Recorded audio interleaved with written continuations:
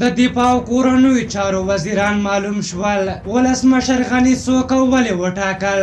ګرانو لیدونکو السلام علیکم. د دفاع او کورنیو چارو وزارت چې دوه خورا مهم وزارتونه دي او په داسې هیواد لکه افغانستان چې جنایي جرمونه او جګړه پکې زیاته ده، اهمیت یې لا پکې زیات دی. که څه هم ولسمشر غني د نورو وزارتونو لپاره نومان وزیران مخکې معرفي کړي وو، خو له اوږد ځنډ وروسته د دفاع او کورنیو چارو وزارت لپاره هم نومان وزیران معرفي کړل چې ولسي جرګې ته په د باور رایو اخیستو لپاره معرفي شي. ولسمشر محمد اشرف غني د کورنیو چارو برحال سرپرست وزیر مسعود اندرابي یو ځل بیا د یاد وزارت لپاره نومان وزیر ټاکلی او دغه راز د دفاع برحال وزیر اسدالله خالدي بیا هم د دفاع وزارت نومان وزیر ټاکلی. د دې دواړو له ټاکل کېدو سره هغه ګنګوسې هم غلطې ثابتې شوې چې ګواکې خوشحال سادات دی د دفاع وزارت نومان وزیر ټاکل شوی وي.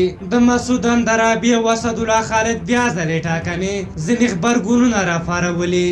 خلک وایي چې دوی دواړه په خپله دنده کې بریالي نه وو او باید نورو کسانو ته موقع ورکړل شوی وای. خلک وایي کله چې اسدالله خالد د دفاع وزیر وټاکل شو نو دا شعار یې ورکړ چې سر یې وهو سنګر یې نیسو، خو بدبختانه د هغه په دوره کې ډېرې ولسوالۍ او سیمې د مخالفینو لاسته ولوېدې او افغان ځواکونو هم سخت تلفات ورکړل، خو ځینې بیا د دوی ټاکنه پر ځای فیصله بولي او وایي چې دوی د پیچلې جګړې له مدیریت سره بلد دي او که نوي کسان وټاکل شي خدای مکړه حالات به له دې هم بدتر شي. په هر حال د یادولو وړ ده چې له دې وړاندې د ملي امنیت رئیس احمد ضیا سراج هم په خپله دنده پاتې شوی و چې له دې سره درې واړه لوړ پوړي امنیتي چارواکي په خپلو دندو کې پاتې شول. په هر حال تاسو د دغې موضوع په هکله څه نظر لرئ؟ خپل نظرونه مو راته په کومنټ کې ولیکئ. که زموږ ویډیو مو خوښه شوې وي ضروري لایک کړئ. تر بلې ویډیو مو په لیو بخښونکي خدای سپارم. د الله په امان.